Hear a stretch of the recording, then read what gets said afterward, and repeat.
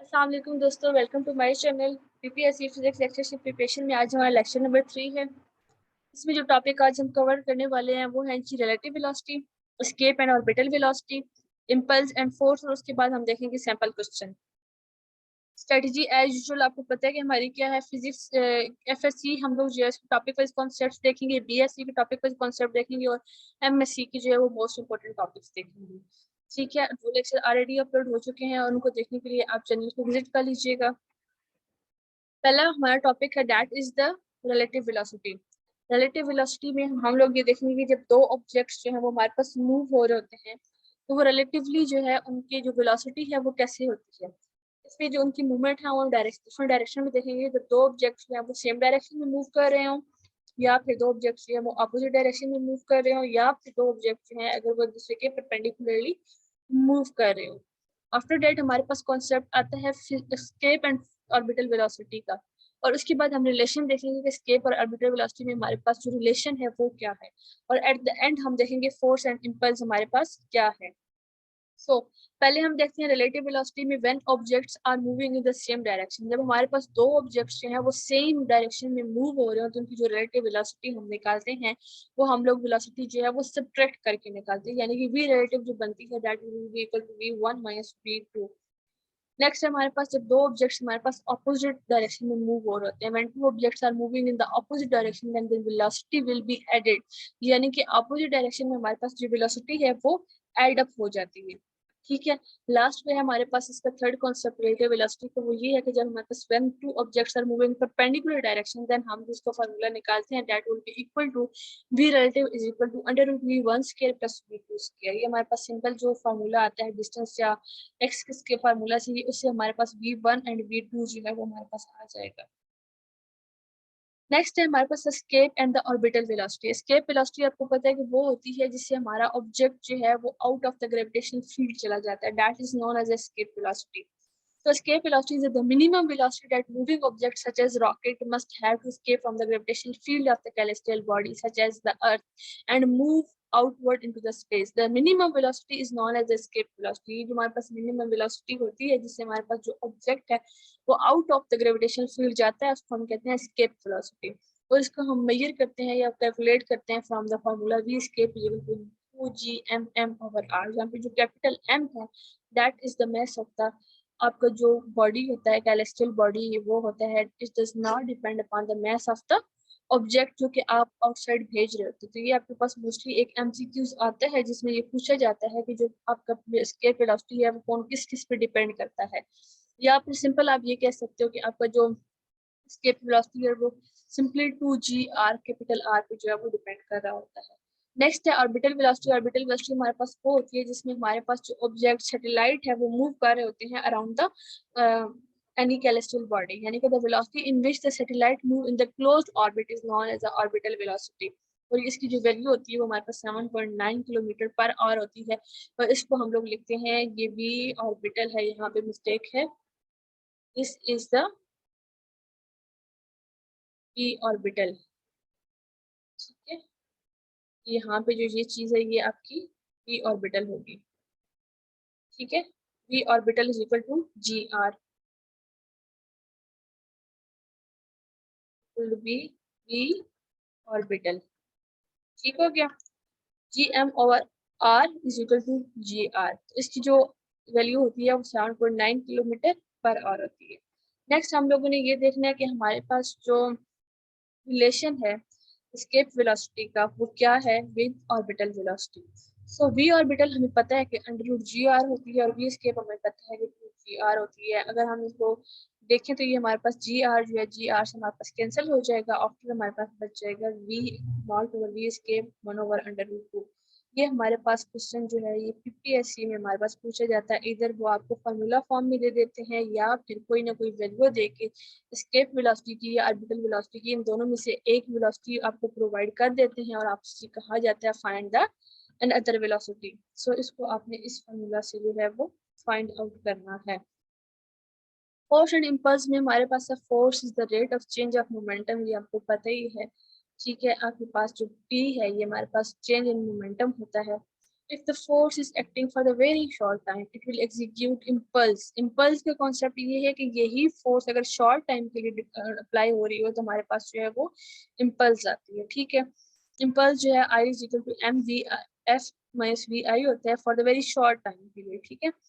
अगर आपके पास वेलोसिटी जो है वो यूनिफॉर्म होगी तो आपके पास कोई इम्पल्स नहीं होगी। आपके पास क्वेश्चन आता है कि आपके पास वेलोसिटी यूनिफॉर्म होगी तो इम्पल्स क्या होगी, और अगर नॉन यूनिफॉर्म होगी तो इम्पल्स क्या होगी।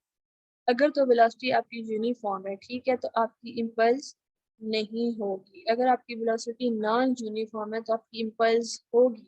इसमें भी फर्दर आपके पास दो कॉन्सेप्ट होते हैं। नॉन यूनिफॉर्म में वेलोसिटी अगर इंक्रीज हो रही होगी तो इम्पल्स आपकी जो है वो पॉजिटिव इम्पल्स आएगी, ठीक है।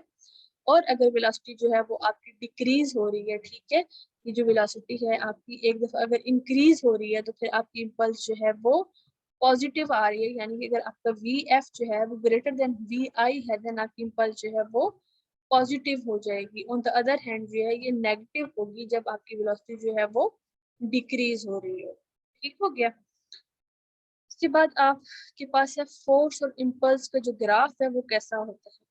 अगर आपको ग्राफ दिया जाए कि फोर्स एंड टाइम का जो ग्राफ है वो अगर दिया जाए तो उसमें से क्या होता है कि अगर आपके पास एक्स एक्सिस पे टाइम गिवन हो और वाई एक्सिस पे फोर्स गिवन हो, तो जो शेडेड रीजन होगा वो आपको देगा जी एरिया, यानी कि इम्पल्स, या फिर आप ये कह सकते हो कि वो आपको चेंज इन मोमेंटम जो है वो देगा, ठीक है। कुछ कॉन्सेप्ट्स आपसे बहुत कॉमनली जो है वो आपसे पूछे जाते हैं या आपको बताए जाते हैं। आपसे पीपीएससी के जो एग्जामिनर है वो ये पूछता है कि हेलमेट जो होता है आपके पास, हेलमेट जो है वो आपके पास पैडेड होता है, ठीक है। और उसको पैडेड क्यों किया जाता है, वजह उसकी क्या होती है, increase the time of the collision. यानी कि जो हेलमेट होता है आपके पास उसको पैडेड इसलिए किया जाता है ताकि उसका जो टाइम ऑफ कोलिजन है वो इंक्रीज हो जाए। और आपको पता है कि आपके पास F equal to I by T है। जब आपके पास टी जो है टाइम जो है वो इंक्रीज हो जाएगा तो आपका जो फोर्स है वो कम हो जाएगी, यानी कि आपको जो इंजरी है उससे बचाने के लिए जो है हेलमेट को पैडेड किया जाता है। सेम इसी तरह क्रिकेट में जब हम जो क्रिकेटर्स हैं वो हाथों पे अपने पैडेड ग्लव्स लगाते हैं तो उनका भी कॉन्सेप्ट यही होता है कि उनको किस लिए लगाया जाता है, to increase the time of the collision and decrease the force, ताकि जो डेंजर है उससे ह्यूमन बॉडी की जो ऑर्गन्स हैं उनको बचाया जा सके। सेकेंड कॉन्सेप्ट यही है कि आपके पास फोर्स टाइम जो ग्राफ है वो आपको एरिया जो उसका है वो क्या देता है, इम्पल्स देता है या चेंज इन मोमेंटम देता है। आपकी एमसीक्यू में से मोस्टली ये पूछा जाता है कि फोर्स टाइम ग्राफ का जो एरिया है वो आपको क्या देगा, इम्पल्स, मोमेंटम या नन या बोथ ऑफ देम, ठीक है। तो ये भी आपको इसका जो बेसिक कॉन्सेप्ट है ये पता होना चाहिए।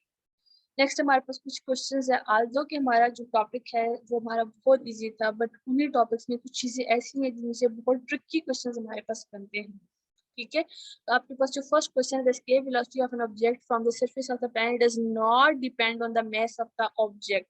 ये मैंने आपको पीछे बता दिया था कि वो आपसे पूछा ही जाता है कि मास ऑफ द ऑब्जेक्ट पे डिपेंड करता है या नहीं करता, ये ट्रू है या ये फॉल्स है, आपने इसको देखना है। नेक्स्ट है a planet as a radius R and density P, the escape velocity of the planet is, वहाँ पे आपके पास जी एम जो है ना कैपिटल एम गिवन है वो मैस ऑफ द प्लैनेट है। उस मैस ऑफ प्लैनेट को आपने वेलोसिटी सॉरी डेंसिटी की फॉर्म में चेंज करना है, देन आपने उसको जो रिलेशन है वो निकाल लेना है। Next is if Earth lost 99% of its mass, the escape velocity would be, आपके पास escape velocity का जो फार्मूला था that was about the gm over r, ठीक है। तो वहां से आपने जो कैपिटल m है उसकी जो है उसको देख लेना है कि अगर 99% mass जो है वो लूज हो जाए तो escape velocity आपके पास क्या बनेगी। Next, if train is moving toward the left, having length of the 150 meter, and bird is moving toward the right with a velocity of 5 meter per second, at which time they will cross each other. ये आपके पास जो relative velocity का concepts है, objects are moving in the opposite direction, वहाँ से आप जाएंगे और s is equal to vt formula के साथ आप इसको इसका जो exact answer है वो निकाल सकते हैं। नेक्स्ट है जी, two objects are moving of mass of the 2 kg and 4 kg moving toward each other. ये भी हमारे पास अपोजिट डायरेक्शन में मूव कर रहे हैं with the velocity of 8 metre and 2 metre per second respectively. यानी कि जो 2 kg वाला आपका ऑब्जेक्ट है वो 8 मीटर पर सेकंड के साथ मूव हो रहा है, और जो 4 kg वाला है वो आपके पास 2 मीटर पर सेकंड के साथ मूव हो रहा है। ठीक है, after collision they stuck together and move with the common velocity. आपको उसकी कॉमन वेलोसिटी फाइंड करनी है। ठीक है, ये आपके पास law of conservation of momentum है वहां से, और आफ्टर दैट आपके पास जो objects are moving in the opposite direction, आपने वहां से इसको कैलकुलेट करना है। लास्ट क्वेश्चन जो आपके पास है वो ये है कि the average force necessary to stop a hammer with a 25 newton second momentum in the 0.05 second newton second. ठीक है, expressed in the newton is. आपने इसमें जो है वो फोर्स फाइंड करनी है कि जो आपकी फोर्स है वो कितनी है। तो यहाँ तक हमारा आज का लेक्चर कंप्लीट हो गया। फर्दर टॉपिक्स से इन टच रहने के लिए चैनल को सब्सक्राइब जरूर कीजिएगा ताकि आप तक हमारी वीडियोस जो है वो पहुँचती रहें। थैंक यू, अल्लाह हाफिज़।